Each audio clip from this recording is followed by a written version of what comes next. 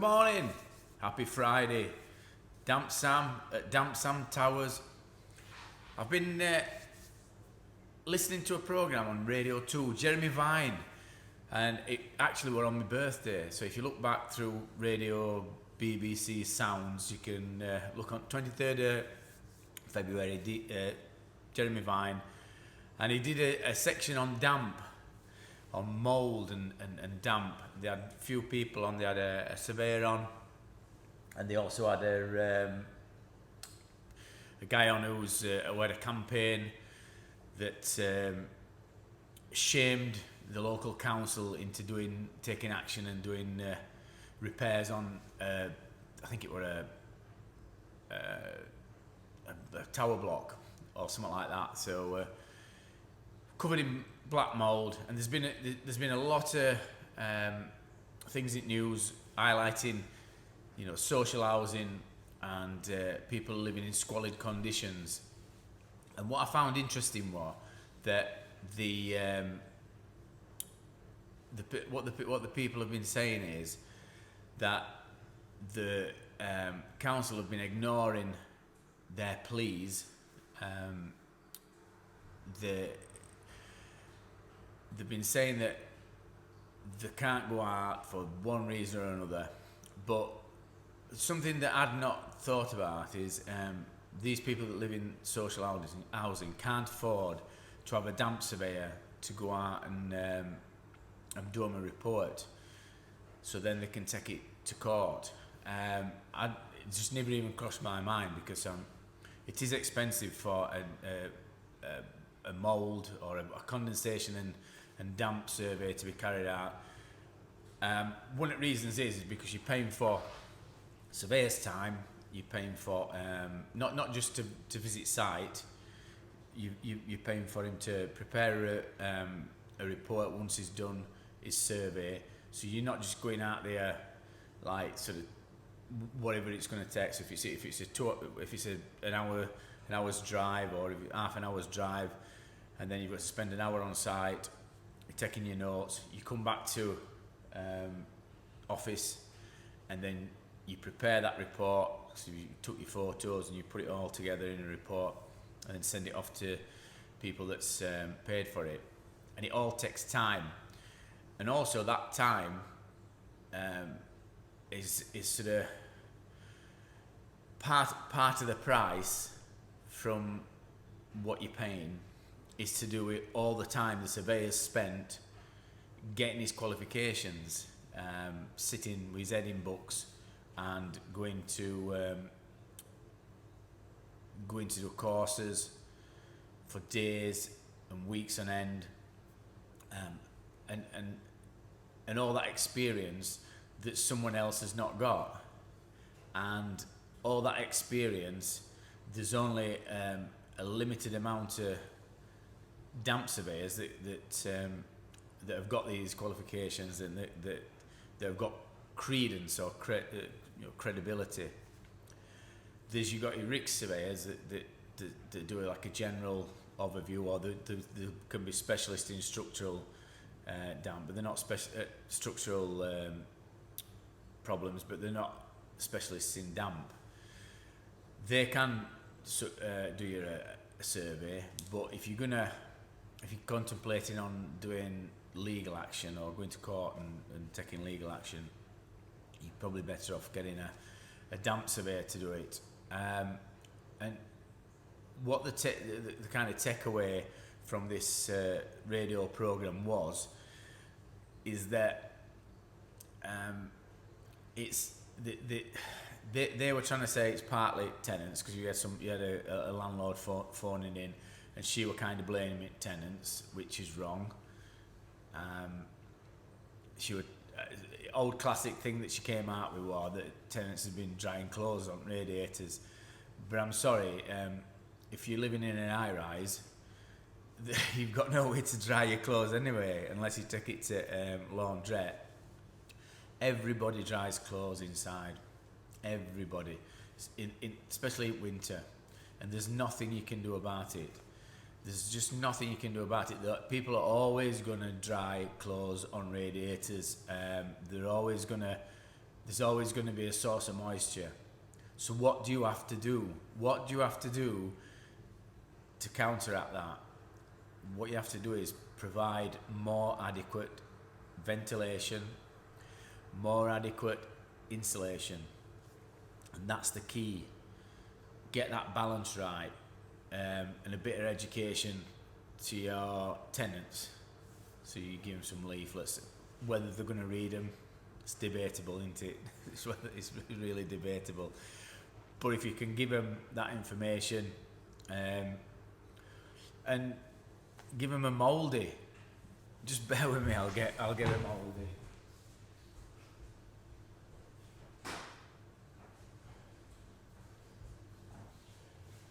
There you go. I've probably edited that bit out so you'll not see it, I bet. So this is a mouldy. I know it's probably back to front, and it's the most simple thing that you can put in a property for tenants to use. So it doesn't matter how educated they are, tenants, they can understand these symbols and colours. So green for go, green for good, smiley face for happy. So when the air conditions inside are not humid, are acceptable, which they are in this property, they're going to be down here. When humidity starts to rise, this little marker will move around and go into the red. So if this is on someone's sideboard inside their property, it doesn't matter how educated they are, if they keep glancing over, they'll be able to tell when humidity is rising. So then when it's a blue sky day like today, like this is a blue sky day, and we're in the middle of winter, what have I said that we can do, which is the cheapest option without having to do alt? We open alt windows for 10 minutes, 15 if you can, and then shut them. And what that does is all your damp air goes out, cleaner air comes in. So you change your air from air that's inside your property to air what's outside your property. And because it's a cold day, that air is clean. It's cold, clear day, and it's clean air. If it were raining, if it were foggy, misty, cloudy to a certain extent, you can tell that it's going to be humid air that's going to be coming in. So don't do it. Just do it when it's like this. It's normally in the morning, so 9-10 o'clock. Open all your windows and then shut them again, and that gives you a chance because you've got clean air that's come in. And then when you're producing your moisture, boiling kettle, leaving it bath full, putting your pans on with lids off, and drying your clothes on radiator, that moisture that's evaporating into air, and that's international sign for evaporating into air, so I've been told, into your air molecule, so up into your air molecule, that's water going into air molecule. And then you put your heating on and that expands and you get a bit more water in the air, but when you turn your heating off, these air molecules contract, so that all that water is going to come out because you can't hold it, so that condenses onto your cold areas, which is normally around your windows. So you can insulate your front walls, but it's harder to insulate inside your window reveal, so you tend to get black mould all around there. Or cold spots, so if you've got like a plasterboarded system and there's a little hole in there and there's cold air blowing through, or if you're in a block of flats, you've probably got a soil pipe that runs straight up through a building and it won't be insulated inside there, and you get cold air running in there out at top through roof space, and it also runs down, so you can get condensation forming all around pipe and around that area, so you can get damp patches with that. This is why when us surveyors go out to look at properties like that, we're looking for signs, a bit of detective work, so you're looking for cold spots. We're trying to find difference whether it's escape of water from an appliance or things like that. And you can usually tell with pattern of damp or whether it's penetrating damp coming from outside. Again, if it's a tower block, it's normally made of concrete. Concrete's a poor insulator, and depending on plastering system that they've put on inside, that can usually thermal cold bridge, and depending on cladding that's on outside. So, I mean, at the minute, I think they're changing a lot of cladding on outside of buildings, and if that's exposed, if our side's exposed, it is going to be colder. So what can you do? Well, I've not looked into it that far, because people with social housing, I don't really deal with them. It's just this is something that's just come to my mind and just made me think. Whether we could do something a bit better, I don't know. But there's 27 million homes in England, and there's about 2,500 damp surveyors. Might be a bit more. My number, I think, 1,000.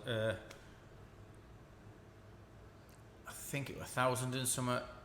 You get when you pass your exams, you get a number, and that number relates to how many surveyors were before you previously. And I think I was something like 1,015 or 1,020. I'd have to dig it out and have a look, but so that means there were only 1,000 surveyors however many years ago, 11 years ago. So hopefully we'll have got a few more. But with waterproofing surveying, with them qualifications, I think I was 500 and something. So that was even more specialist. I think a lot more has gone through, but whether there were a halt put on it when we were in lockdown, I don't know. Probably weren't as many came through then. So this is why I keep asking for people to join our industry and maybe try and become a damp surveyor, because I did it from plastering to being a damp technician, owning a damp company. I made that transition and took my qualifications, got qualified joint PCA, and now I can go around and do damp timber surveys, damp condensation surveys, things like that, and get paid for them. Whether I'd take a pay cut and go and do social housing side, I don't know. Apparently, from listening to Jeremy Vine, guy on surveyor that were on Jeremy Vine, apparently before, I don't know what point before, but it was subsidised, so these tenants could get part of cost paid for to have these damp surveys. If there's a real big issue, then and there's a conflict with any reports. So if a surveyor's gone out and council say, well, we don't agree with that, and tenant says, well, I don't agree with that, what can be done is PCA have sort of, they've come up with a system that can be used by all members at PCA, and data loggers get put into a flat or a property, and they collate information. They're left for a certain amount of time. These data loggers get taken back to PCA, and PCA provide a service where they'll analyse all this information, and they provide a report based on that information from inside the flat, house, property, and they'll pinpoint exactly what the issue is and what needs to be done to resolve that issue. It's only one of its kind in the world, and it's available to all us surveyors that's members at PCA, all us qualified surveyors.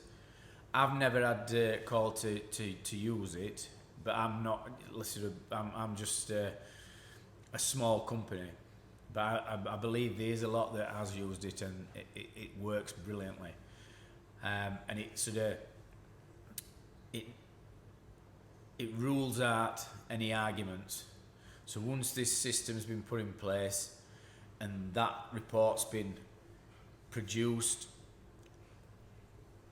tenant can see the contractors can see, the courts can see, even if it goes to court, can see what the issue is and what needs to be done. And if there's still arguments over that, and I believe they've got people who'll go and have been on witness, witness statement. They've got witness statement qualifications, so they can go and stand in court, and they've got a lot of credence, and they can express why this report's right, and they can explain how this system was developed, which took quite a few years by people with really long foreheads and glasses and things like that, boffins, with white coats and pens in the top pockets. That's a lot brainier than me. By the way, I'm just an average surveyor. We've got levels of surveyors throughout PCA. Some bad uns, and some that's outstanding. I know all outstanding ones, and they're like professors, and what they don't know about damp, it's not worth writing down. You won't be able to fit it on the end of a match. When you take your exams, I've always been in the frame of mind, if I go to take an exam, I'm not wanting to get top score. I'm revising to pass, to just crawl over that line. If I were in a marathon, I'd be one that would I just wanted to finish, just get over that line. Because even though you've got these boffins and you've got us that's just got over that line, we all kind of get same pay. We all get dragged up, and then your experience is your teaching. So once you've passed your qualifications, then you go out into the field, and then you get your experience, and that's sort of when work really starts. And we're still learning every day. I'm still learning stuff every day. I'm still tuning into people on YouTube. Graham Coleman's brilliant explanations of damp. I'll sit down and watch that. These videos what Graham's put down, who is one at Boffins, and people that's like professor, like, well, he's a professor, so he taught me, and these slides and everything, these things that he's putting on YouTube is what we were taught in first instance, and it's brilliant to just keep referring back to it every now and again and going, oh yeah, I forgot about that. These things. Brian Indle's done a couple of good videos as well in his laboratory. Brian at Brick Tie, and they're a fascinating watch. If you want to go into nuts and bolts of rising damp and things like that, Brian explains it brilliantly, a lot better than what I can explain it. Like I said, I'm just a down to earth northern surveyor who's been on tools and ended up doing damp work and decided to get everything that's up here in my brain on camera, whether it's whether it comes across in a teachable way, I don't know. That's up to you to decide. So if you watch videos, it's whether it sort of transfers from me to you, to me to you, in a kind of Chuckle Brother-esque manner. They're only from Rotherham Down Road, so if you're watching, it's Barry's Dead one, isn't it? I don't know what they call it, the one, Barry and Gary, is it? Barry and Gary Chuckle? I don't know. But anyway, I would have thought Chuckle Brothers would have got in on one of my videos. So just on about surveying and things like that. So what I'm trying to say is, if you do decide, if you're a plasterer and you do decide you want to become a surveyor with PCA, go on to PCA website, have a look at the courses, and like I say, I came from a plastering background. I think it's ideal for plasterers to go into that line of work. Join us as well. joiners, all timber treatments, fungal timber treatments, suits joiners down to ground. Brickies know a building, they know make up of a building. Once you start building, timbers are embedded into walls, roof struts and everything go on. Even roofers, a lot of timber work, a lot of flat roofs and things like that. So electricians, ventilation, plumbers, leaks and things like that. It's ideal for anybody that's in a trade, and you want to learn something new, something that's more profitable than what you're doing. It is more profitable than what you're doing per hour, per whatever, and then you can branch off into loads of different directions. Once you've got your qualifications, if you take them with PCA, you can get in at entry level. So you do your technician's certificate, and then just work your way up. Do your surveying certificates. Get some hours under you doing your surveying and things like that. You can even do work, sort of timber treatments and things like that. And then anybody else who's just got an interest, even if you're a factory worker and you think that sounds good, I might go and start doing that. So have a ring round, see if there's any companies taking on. Go onto the PCA website, do a postcode search of your area, and have a ring round.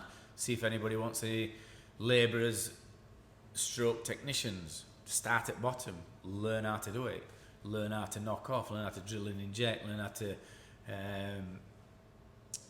take floors up properly, knocking plaster off in right method.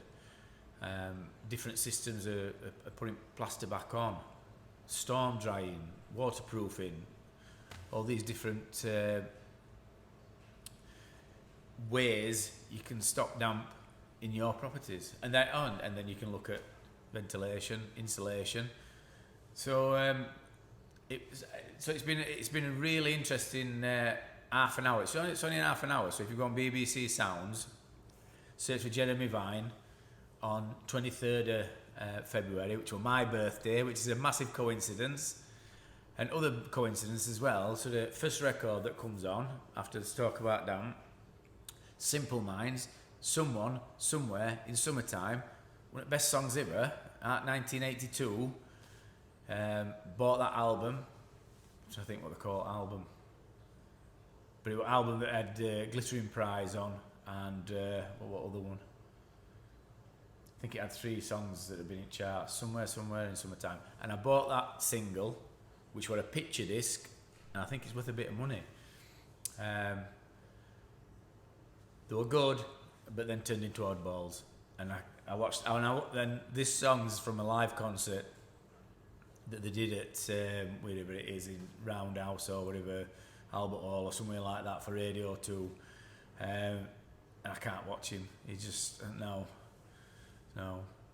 He's just totally different from when they first come out. So I can't watch him do that. I can listen to him sing, but I can't watch him.